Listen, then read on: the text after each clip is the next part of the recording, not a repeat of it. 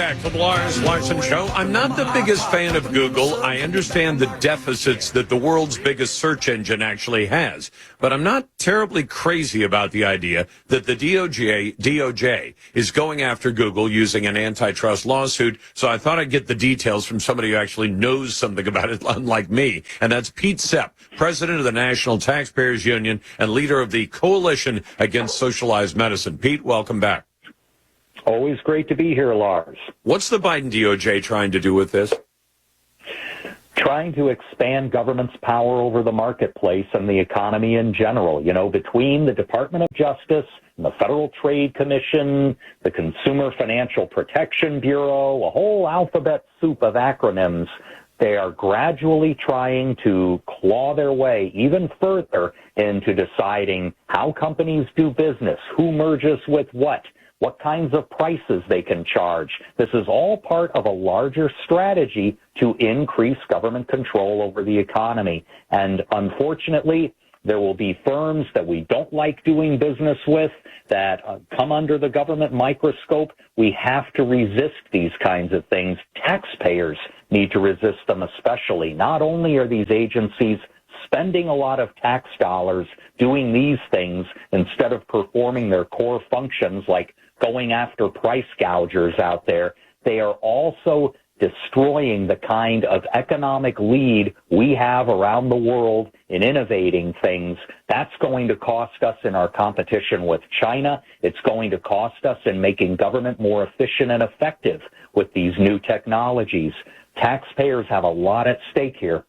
And unlike a lot of other industries, if I saw the Biden administration trying to get greater control over, say, the automobile industry, I'd say, well, they'll probably want to push them to green technology. They're trying to get control over agriculture. I'd say, well, they're probably going to try to push them to green technology. In other words, I could see where they're trying to do it. I still don't agree with it. But when it comes to Google, that means they're trying to get control over an industry and one particular player that controls a gigantic amount of all the information that all of us hear about any issue whatsoever. So it may not be just controlling the industry and its economics and who and how it does business, but it may also be about controlling the very product they make, which I think Thomas Jefferson said you can't have the kind of republic that the founders envisioned in this country without an informed electorate. And if you can control the information flow to the electorate, you no longer have a fully informed American electorate, do you?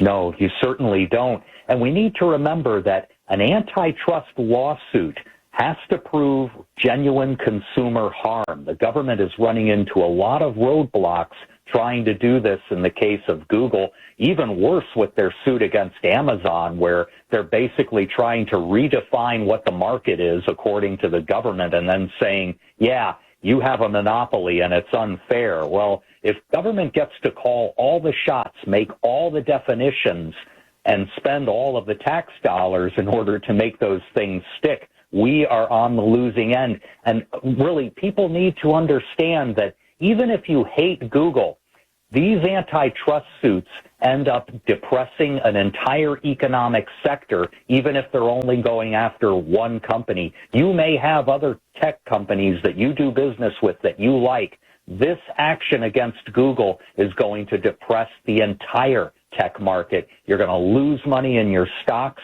You're going to see less innovation from the companies you like, because who's going to want to take risks in an environment like this where if you go 5 miles per hour faster than the government speed limit, or the government doesn't even define a speed limit and says, watch out, we'll tell you when you're going too fast, you're not going to do it. You're not going to put your foot on the accelerator and develop the next solutions that are really going to propel our economy ahead. Well, and Pete, I'm not an antitrust expert, but I understand the basic idea that if the government comes in and says, we're going to heavily regulate this, we're taking a shot across the bow of Google, that while it's tough for Google, at the end of the day, big players like Google will do a whole lot better than small, innovative players that might want to jump into the marketplace. So if their goal is to say, let's make Google not the big go-to for everyone, but you're going to encourage Google because they got platoons of lawyers, lots of people to handle any of these regulatory things that are going to hit them. They're going to get hit perhaps with fines or other limitations. But the small players are going to look at that and say, we can't handle having the government come after us like that. And they're going to stay away, which, like you said, is going to produce less innovation. Yeah, it absolutely will.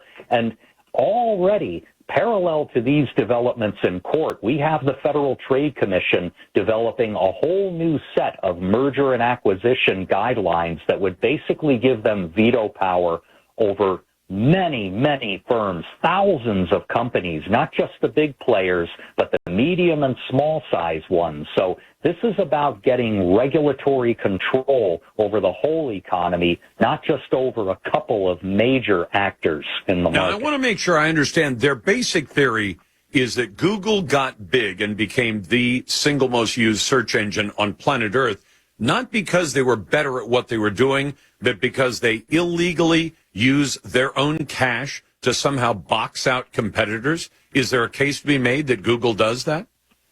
Yes, there were 7 original charges that the U.S. Department of Justice and 36 or so states brought against Google at the behest, basically, of Google's competitors.